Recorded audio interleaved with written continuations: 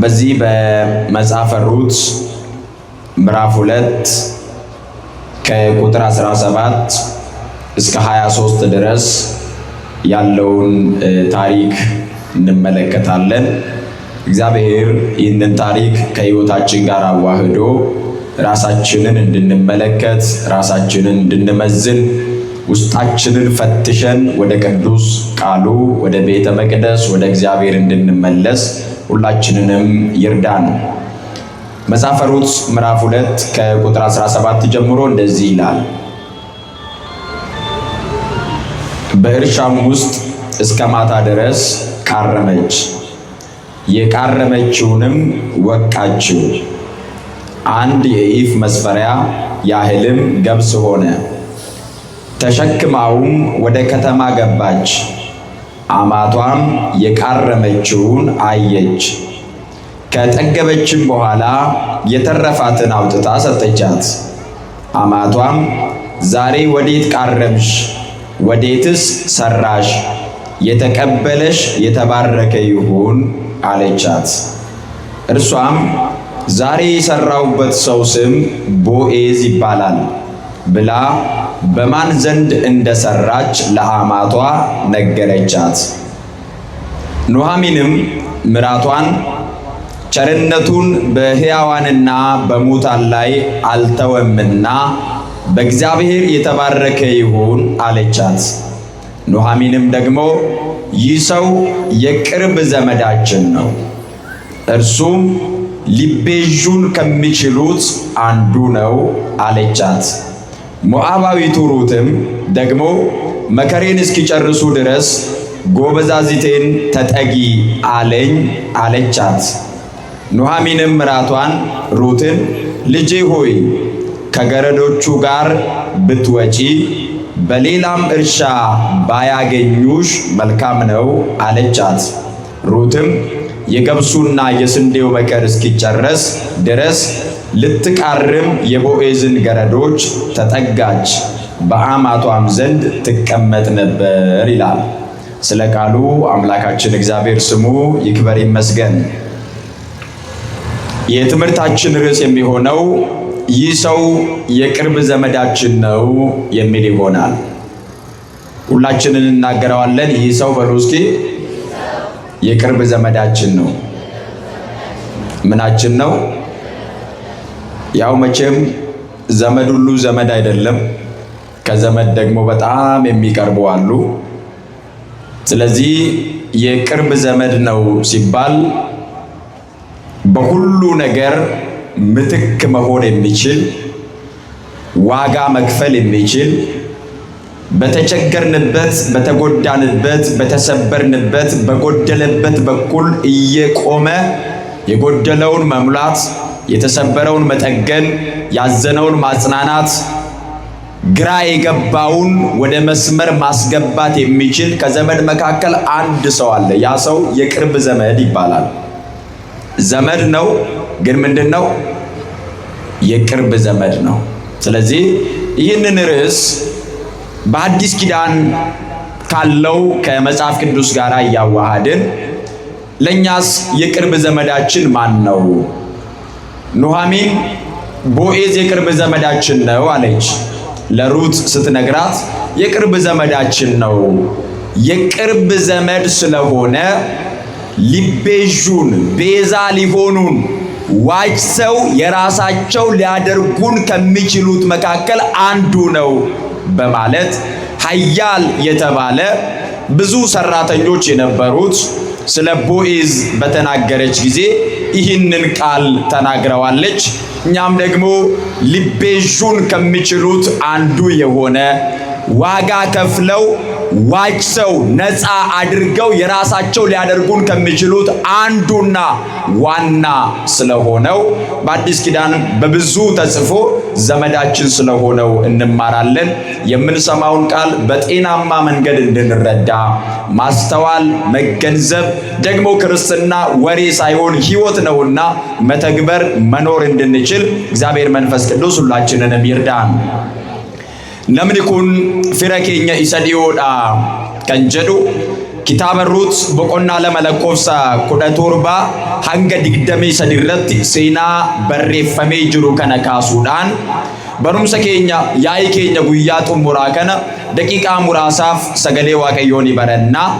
Seenaa kana keessatti yeroo seenaa kana dhaggeeffannu yeroo barumsa kana barannu jireenya keenya madaaluudhaan of ilaaluudhaan tasgabbiidhaan amantiidhaan kan dubbatu Waaqayyoodha kan na barsiisu Waaqayyoodha kan na eebbisu Waaqayyoodha jennee laphee qulqulluudhaan barannee ittiin fayyadamuu akka dandeenyu Hafuurri Qulqulluun hunda keenya nu gargaaru.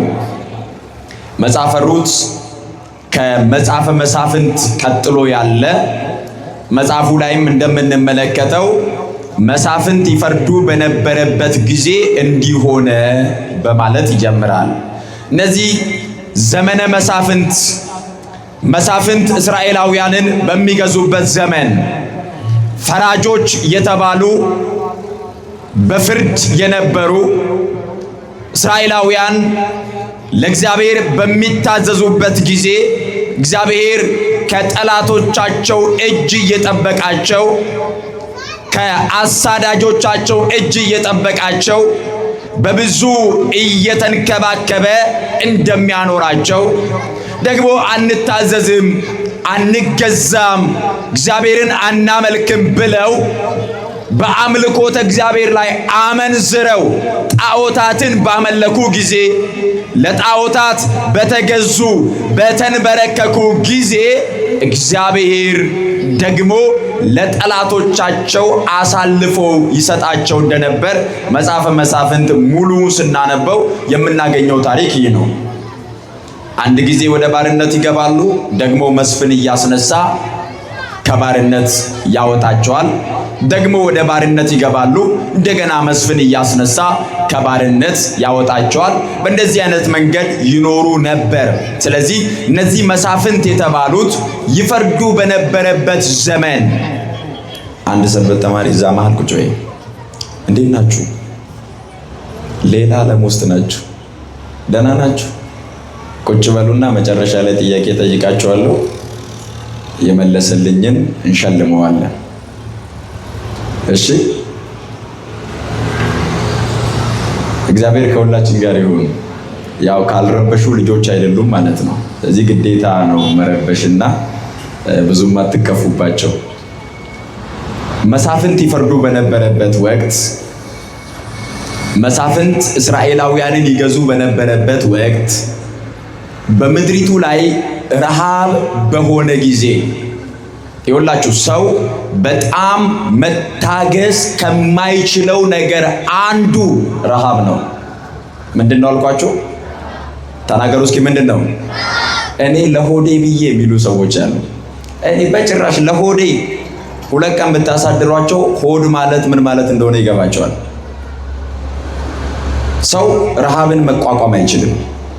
ሰው ረሃብ መታገስ አይችልም። ልክ ስጋችን ረሃብን መቋቋም እንደማይችለው ሁሉ ነፍሳችንም ደግሞ የእግዚአብሔርን ቃል ካልተመገበች የሚያሳርፈውን የሚያበረታውን በስጋም በነፍስም የሚባርከውን ቅዱስ ቃሉን ካልሰማች ትራባለች።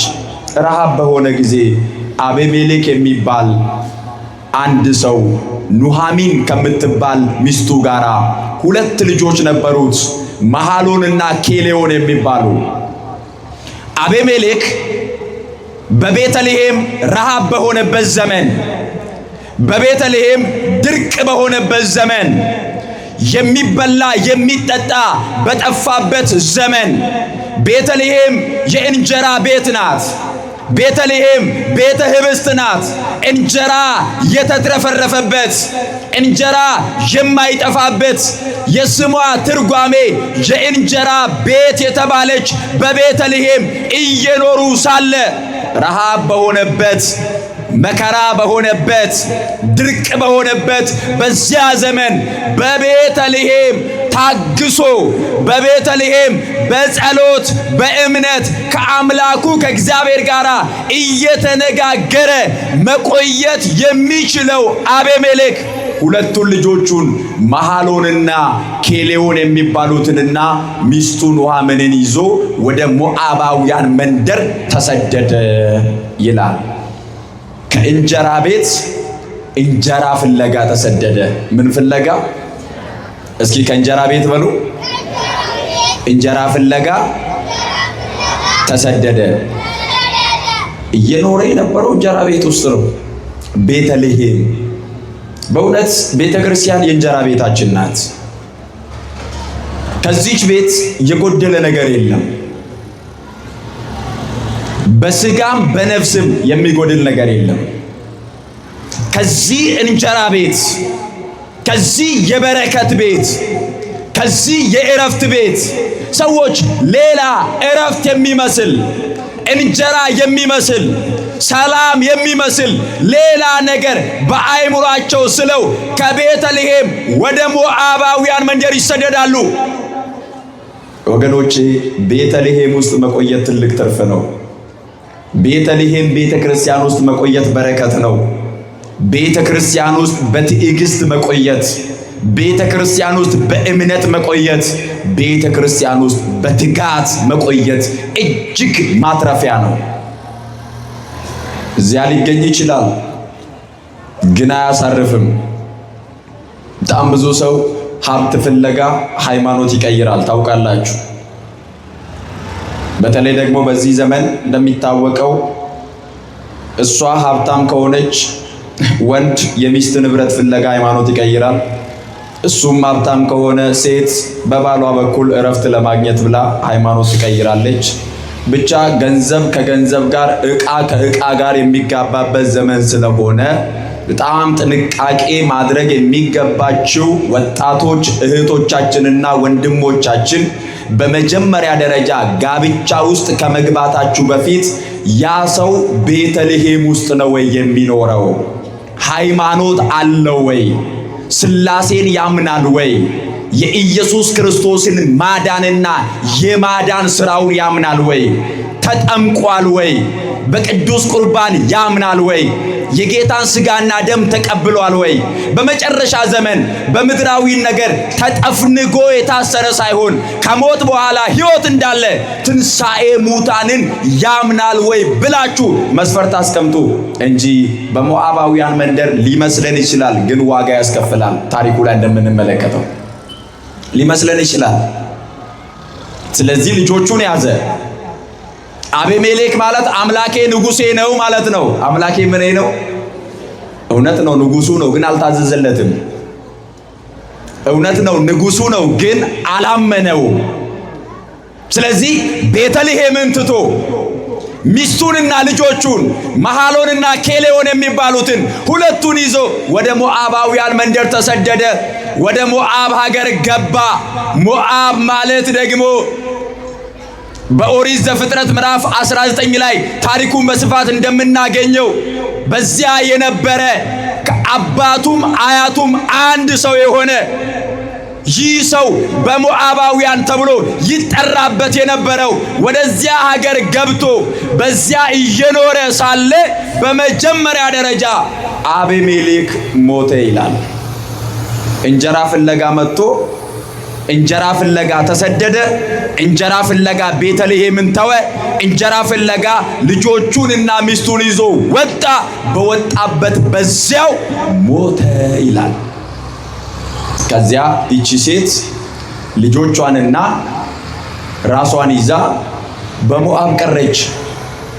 ጥቂት ቆይተው ልጆቿ ሴቶችን አግብተው ስለነበረ ልጆቿ ሩት የምትባል ሞዓባዊት ሴት እንዲሁም ደግሞ ኦርፋ የምትባል ሞዓባዊት ሴት አንዳንድ ሴት ከሞዓባውያን አግብተው እየኖሩ ሳለ ሁለቱም ልጆቿ በአንድ ቀን ሞቱ ይላል።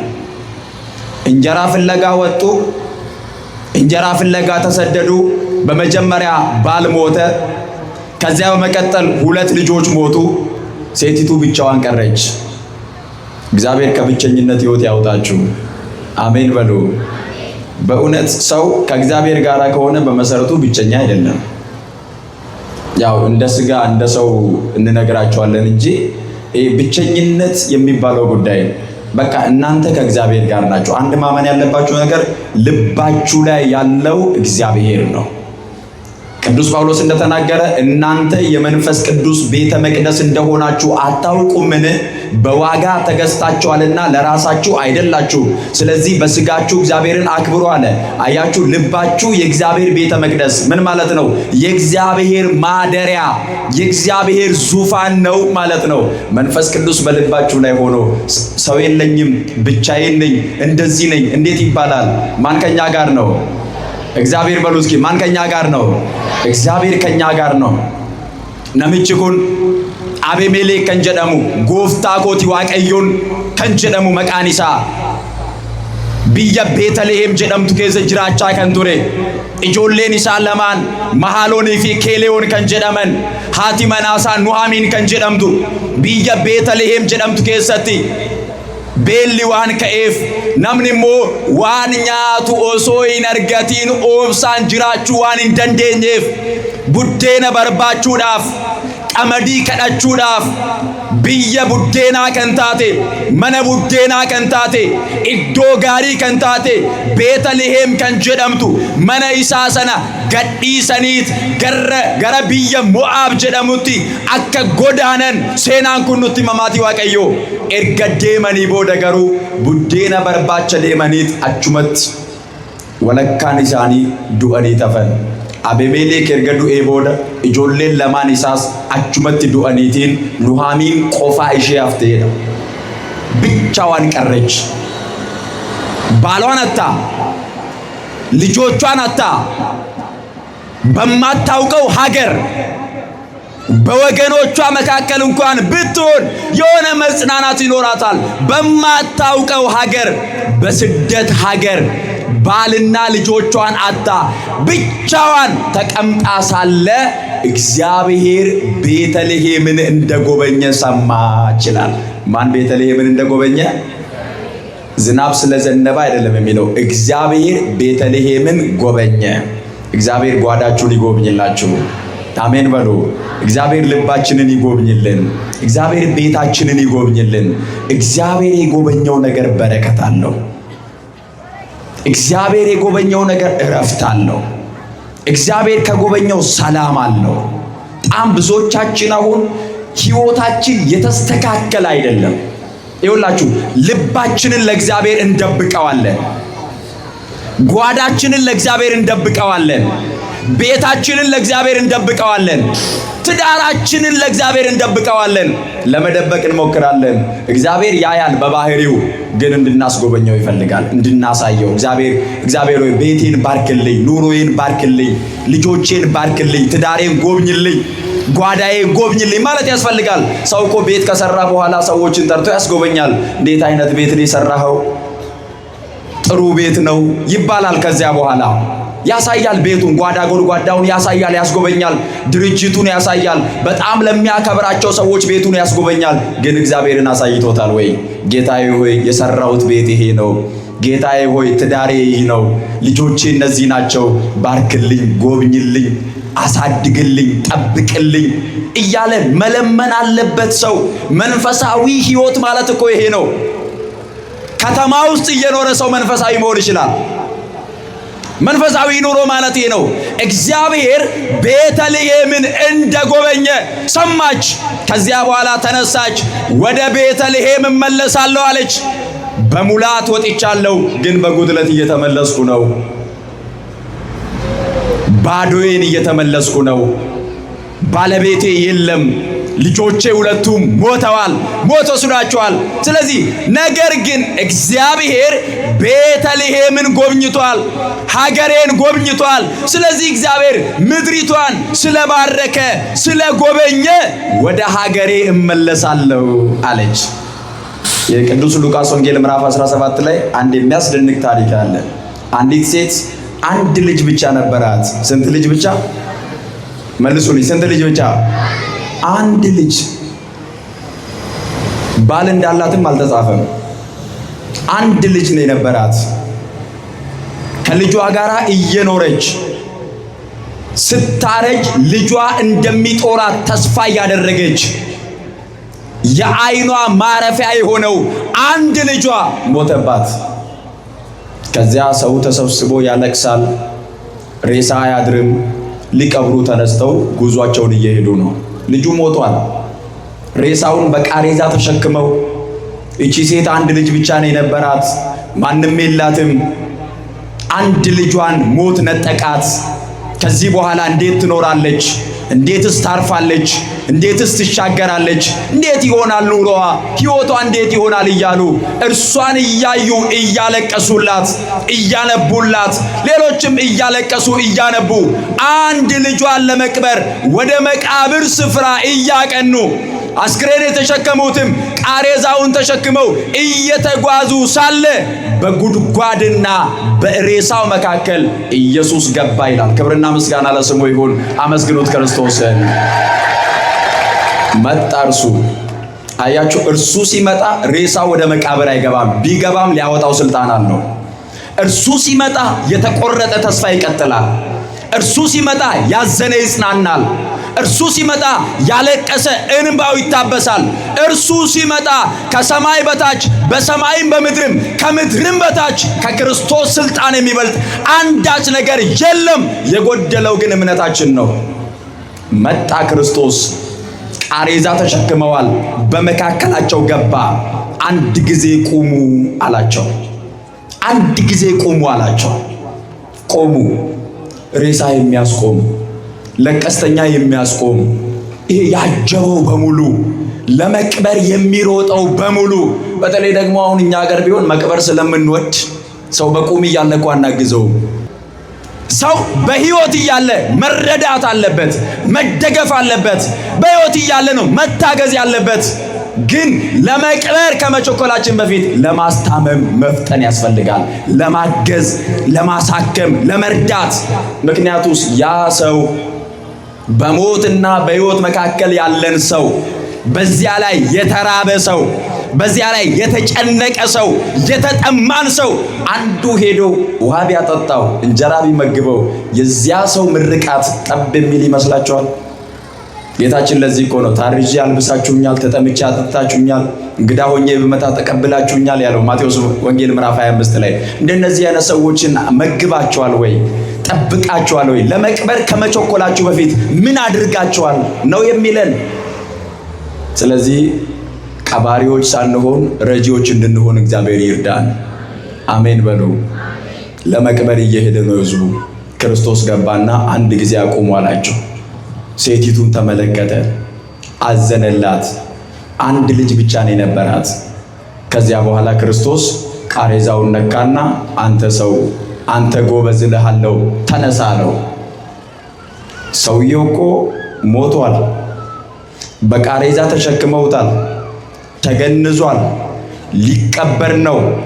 በዚያ ጉድጓድና በቃሬዛው መካከል ክርስቶስ ሲገባ ከዚያ በኋላ አንተ ጎበዝ እልሃለሁ ተነሳ አለው። ወዲያው ከሞት ተነሳ ይላል። ክብርና ምስጋና ለአምላካችን ለእግዚአብሔር ይሁን።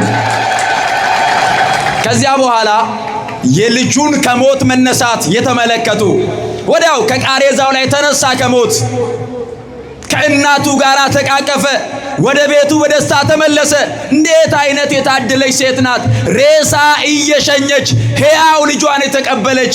እንዴት አይነት እግዚአብሔር የባረካት፣ እግዚአብሔር የጎበኛት፣ እግዚአብሔር ጸሎቷን የሰማ፣ እግዚአብሔር ልመናዋን የሰማ፣ ለመቅበር እየሄደች ልጇን አቅፋ የተመለሰች። አንዳንዶች እንደዚህ ናቸው። አበቃለት ያሉትን ጉዳይ እግዚአብሔር ጣልቃ ይገባና ያስተካክልላቸዋል። ተስፋ የቆረጡበትን ጉዳይ፣ ያዘኑበትን ጉዳይ። ስለዚህ ልጁ ከሞት ተነስቶ ቃሬዛውን ትቶ ለቀስተኛው እዚያው እያለቀሰ እያዘነ እያነባ የነበረው ሰው ከሰርግ በሚበልጥ ደስታ እየተደሰተ ወደ ቤቱ ሲመለስ እንደዚህ አሉ፣ በእውነት እግዚአብሔር ሕዝቡን ጎበኘ አሉ። ማን ሕዝቡን ጎበኘ? በእውነት በሉ እስኪ። እግዚአብሔር ሕዝቡን ጎበኘ። ከተማችሁን እግዚአብሔር ይጎብኝላችሁ። አሜን በሉ። ምድራችንን እግዚአብሔር ይጎብኝልን። ሀገራችንን እግዚአብሔር ይጎብኝልን።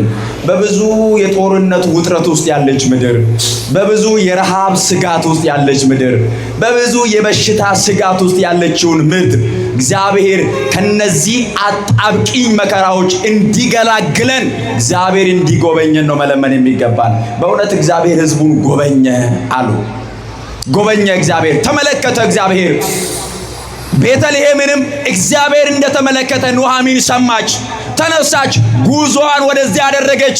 ከዚያ ሁለቱ ሩትና ኦርፋ የሚባሉት ሁለቱ ሴቶች የልጆቿ ሚስቶች ተከትለዋት እየሄዱ እባካችሁን ተመለሱ አለቻቸው። አይ ወደምትሄጂበት እንሄዳለን፣ በምታድሪበትም እናድራለን፣ ካንቺ ጋር እንኖራለን አሏት። ከዚያ መለሰችና እንደዚህ አለች። በዘመኑ ዋርሳ የሚባል አለ። አንድ ሴት ባሏ ከሞተባት የባሏ ወንድም ዋርሳ ይወስዳል። ስለዚህ በዚያ ሕግ መሰረት፣ በዚያ አኗኗር መሰረት ኑኃሚን እንደዚህ አለች፣ እኔ አርጅቻለሁ፣ ከዚህ በኋላ እንደው እግዚአብሔር ባርኮኝ ልጅ ብወልድ ያ ልጅ አድጎ የናንተ ዋርሳ እስኪሆን ድረስ ትታገሳላችሁን? ትጠብቃላችሁን? እባካችሁን ወደ ሀገራችሁ ተመለሱ፣ አግቡ፣ እግዚአብሔር በየባላችሁ ቤት እረፍት ይስጣችሁ አለቻቸው። ሴቶች ልመርቃችሁ፣ እግዚአብሔር በባላችሁ ቤት እረፍት ይስጣችሁ። ምነው አኮረፋችሁ? እግዚአብሔር በባላችሁ ቤት እረፍት ይስጣችሁ። ትልቅ በረከት ነው። ወንዶች አሜን አትበሉ፣ ሴቶች ስላልሆናችሁ ማለት ነው። በጣም ትልቅ በረከት ኑኃሚን የባረከቻቸው። እግዚአብሔር አለች በየባላችሁ ቤት ምን ይስጣችሁ አለች? እስኪ እረፍት በሉ። እረፍት። ጭቅጭቅ ያለበት ትዳር እኮ በጣም ይከብዳል። ሰላም የሌለው ትዳር፣ ፍቅር የሌለው ትዳር፣ በረከት የሌለው ትዳር፣ በብዙ ወጥመድና ተንኮል የተሞላ ትዳር እጅግ ከባድ ነው። የሴቶች ትልቁ እረፍት በባላቸው ቤት እግዚአብሔር እረፍት ሲሰጣቸው እረፍት ይስጣቸው አለቻቸው፣ መረቀቻቸው። ከዚያ በኋላ ድምፃቸውን ከፍ አድርገው አለቀሱ። ከኑኃሚን መለየት አልፈለጉም፣ አዘኑ። እባካችሁን ተመለሱ አለቻቸው። ኦርፋ ተመለሰች ምርቃቱን ተቀብላ። ሩት ግን ኑኃሚንን ተጠጋች ይላል። አልለይም ካንቺ አለቻት። አምላክሽ አምላኬ፣ ሕዝብሽ ሕዝቤ፣ ሀገርሽ ሀገሬ ይሆናል። ከሞት በቀር እኔና አንቺን ማንም አይለየንም አለች። ከምን በቀር? እኛና ቤተ ክርስቲያንን ከሞት በቀር፣ ከስጋ ሞት በቀር ማን ይለየናል? እስከ ሞት ድረስ መታመን። ከክርስቶስ የሚለየን መከራ ሊኖር አይገባም በዚህ ዓለም ላይ። እስከ ሞት ድረስ ለክርስቶስ መታመን፣ እስከ ሞት ድረስ ለቤተ ክርስቲያን መታመን፣ እስከ ሞት ድረስ ቤተ ክርስቲያንን መጠጋት ያስፈልጋል። ለዚህ ነው ቅዱስ ጳውሎስ ከክርስቶስ ፍቅር ማን ይለየናል አለ። ሮሜ ምዕራፍ 8 ቁጥር 36 ላይ ማን ይለየናል አለ ከክርስቶስ ፍቅር? ረሃብ ነው አለ፣ ጥም ነው፣ መከራ ነው፣ ስደት ነው፣ ግርፋት ነው። ምንድን ነው ከክርስቶስ የሚለየን? ልዩ ፍጥረትም ቢሆን አለ ከክርስቶስ ፍቅር አይለየንም። ከማን አይለየንም? እስኪ ከክርስቶስ ፍቅር በሉ። አይለየንም። ከማን ፍቅር? ከክርስቶስ ፍቅር። ተጠጋቻት፣ አልለይም አለች። አምላክሽ አምላኬ ይሆናል፣ ሕዝብሽ ሕዝቤ ይሆናል፣ ሀገርሽ ሀገሬ ይሆናል። ካንቺ ጋር እራባለሁ፣ ካንቺ ጋር እጠግባለሁ፣ ካንቺ ጋር እኖራለሁ፣ ካንቺ አልለይም አለቻትና ከኑኃሚን ጋር ወደማታውቀው ሀገር ወደ ቤተልሔም መጣች። በቤተልሔም እየኖሩ ቃርሚያ በደረሰበት ሰዓት፣ ቃርሚያ ታውቃላችሁ? ቃርሚያ ትላልቆቹ ታውቃላችሁ፣ የዚህ ዘመኖቹ ካላወቁ እንጂ ስንዴ ሲታጨድ የሚተርፈው ማለት ነው። አጫጆቹ ጥለው የሚያልፉት ያንን እየቃረሙ እርሷን ሰብስበው ወቅተው ደግሞ በዚያች የሚያድሩ የሚቃርሙ ሰዎች ነበሩና ሩት ተነሳችና ወደ ቦዔዝ እርሻ ሄደች። የቦዔዝ እርሻ ሰፊ ነው፣ በጣም ብዙ ሰራተኞች አሉት። በቦዔዝ እርሻ እየቃረመች ከሰራተኞቹ ከአጫጆቹ ኋላ እየሄደች እየቃረመች ሳለ ቦዔዝ ወደ እርሻው መጣ ይላል። ማን ወደ እርሻው መጣ? ቦዔዝ የኢየሱስ ክርስቶስ ምሳሌ ነው። እርሻው የቤተ ክርስቲያን ምሳሌ ነው። በቤተ ክርስቲያን ውስጥ እንድንገኝ እግዚአብሔር ሁላችንን ይርዳን። አሜን በሉ። ከእርሻው ሳንወጣ ከቤተ ክርስቲያን ሳንወጣ እዚቹ ቤተ ክርስቲያን ውስጥ እንድንቆይ እግዚአብሔር ሁላችንን ይርዳን። ከዚያ ቦዔዝ መጣና ሰራተኞቹን እንደዚህ አላቸው፣ እግዚአብሔር ይባርካችሁ አለ። ማን ይባርካችሁ? እግዚአብሔር ይባርካችሁ። ሰራተኞቻችሁ እንደዛ ትላላችሁ? በጣም ብዙ ሰዎች ወደ ቤታቸው ሲገቡ የቤት ሰራተኞቻቸው ጉድለት ነው የሚቆጥሩት። አንቺ ይህንን ሳታደርጊ በመጀመሪያ እንዴት ዋልሽ በሉ እስኪ። እንዴት ዋልሽ? ክብር መስጠት ያስፈልጋል። ምክንያቱም ሰው ናት። ድርጅት ያላችሁ የምታስተዳድሩ በመጀመሪያ እግዚአብሔር ይባርካችሁ ብትሏቸውስ? እግዚአብሔር ከእናንተ ጋር ይሁን ብትሏቸውስ? እንዴት ዋላችሁ ብትሏቸውስ? የጎደለውን እየቆጠራችሁ ተስፋ ከምታስቆርጧቸው፣ የጠፋ የተጣመመውን ሁሉ እያያችሁ ከምታበሳጯቸው፣ ፍቅር ከምትነሷቸው፣ እናንተንም በክፉ ዓይን እንዲመለከቱ ከምታደርጓቸው አስቀድማችሁ በረከት ስጧቸው፣ እግዚአብሔር ይባርካችሁ አላቸው። እነርሱም ሰራተኞቹ መልሰው እግዚአብሔር ካንተ ጋር ይሁን አሉት። እግዚአብሔር ይባርክ አሉት። እግዚአብሔር ከናንተ ጋር ይሁን አላቸው። ከዚያ በኋላ እቺ ቆንጆ ማናት አለ። ሩትን አይቶ ማናት እቺ ሴት ከየት ነው የመጣችው ብሎ ጠየቀ። እነርሱም መለሱና እቺ ከኑኃሚን ጋር የመጣች ሞዓባዊቱ ሩት ናት አለ ብለው ሲመልሱ መለሰና ቦዔዝ እንደዚህ አለ፣ ከዚህ በኋላ ሰራተኞቼን ተጠጊ፣ አገልጋዮቼን ተጠጊ፣ እናንተ ደግሞ እንድትቃርም አብዝታችሁ ጣሉላት። ቃርሚያ ብቻ ሳይሆን ነዶውን ስጧት። አንድ የታሰረው የስንዴ እስር ነዶ ይባላል። እርሱን ጣሉላት፣ እርሱን ስጧት፣ እንዳታስጨንቋት፣ እንዳታሳዝኗት፣ ከናንተ ጋር ትሁን፣ ጠብቋት አለ ቦዔዝ። ከዚያ ቀኑን ሙሉ ቃረመች። አንድ የኢፍ መስፈሪያ ያገኘች። ያንን ወቅታው ወደ ኑኃሚን ስትመለስ ኑኃሚን እንደዚህ አለቻት፣ ልጄ ሆይ ዛሬ የት ነው የቃረምሽው አለቻት። እስኪ ልጄ ሆይ በሉ። ዛሬ የት ነው የቃረምሽው? ልጆቻችሁን ጠይቁ። አሁን ሱስ ቃርመው ሲመጡ፣ ክፋትን ቃርመው ሲመጡ፣ ዘረኝነትን ቃርመው ሲመጡ የት ነው የቃረማችሁት? ከየት ነው የተማራችሁት? ምንፍቅናውን እየቃረሙ ሲመጡ፣ ክህደቱን እየቃረሙ ሲመጡ፣ ዓለማዊውን ነገር እየቃረሙ ሲመጡ ከየት ነው ያመጣኸው? ከየት ነው የቃረምከው መባል አለበት ሰው። ልጆቻችሁን በዚህ መንገድ ማሳደግ ያስፈልጋል። ቤተ ክርስቲያን ውስጥ አንድ ሰው ተነስቶ የሆነ እንግዳ ትምህርት ቢያመጣ ቢያስተምር ሊቃውንት እንደዚህ ይሉታል፣ ከየት ነው የቃረምከው? ከየት ነው ያመጣኸው? ምክንያቱም ቤተ ክርስቲያን የቦዔዝ እርሻ ቤተ ክርስቲያን ናት። ሰው ከቤተ ክርስቲያን ካልቃረመ፣ ከቤተ ክርስቲያን ካልሰበሰበ፣ ከቤተ ክርስቲያን ካልተማረ በራሱ ምንም ሊያመጣ አይችልም። ከየት ነው የቃረማችሁት በሏቸው። አዳዲስ ነገር ሲያመጡ ያልተገባ ህይወት ውስጥ እንዳይገቡ፣ በሱስ እንዳይጠመዱ፣ በዝሙት እንዳይወድቁ፣ አምላካቸውን አሳዝነው ራሳቸውን ጥለው እንዳይሳሳቱ፣ ከአምላካቸው ከእግዚአብሔር እንዳይጠፉ፣ ከቦዔዝ እርሻ ከቤተ ክርስቲያንም እንዳይወጡ ከየት ነው የቃረማችሁት? ከየት ነው ያመጣችሁት? የት ነው የዋላችሁት? ምን ተማራችሁ? ምን ሰማችሁ? ከማን ጋር ነበራችሁ ተብሎ መጠየቅ አለበት ልጅ። ይሄ ልጅን መጨቆን አይደለም፣ መጠየቅ መንከባከብ ነው፣ መጠበቅ ነው። በስነ ምግባር በሞገስ በጸጋ እንዲያድግ ማድረግ ነው። ከየት ነው የቃረምሽው አለቻት። ዛሬ የቃረምኩበት ሰው ቦዔዝ ይባላል። ማን ይባላል? ቦዔዝ ይባላል። አገልጋዮቼን ተጠጊ አለኝ። አገልጋዮቼ ይጠብቁሻል፣ አገልጋዮቼ ይንከባከቡሻል፣ አገልጋዮቼ ነዶውን ይሰጡሻል፣ እነርሱን ተጠጊ አለኝ። ቦዔዝ የሚባለው ሰው በቦዔዝ እርሻ ነው ያልኩት አለች ሩት። ኑኃሚን መለሰችና ይህ ሰው የቅርብ ዘመዳችን ነው አለች። እስኪ ይህ ሰው በሉ፣ የቅርብ ዘመዳችን ነው። ምናችን ነው? የቅርብ ዘመዳችን ነው።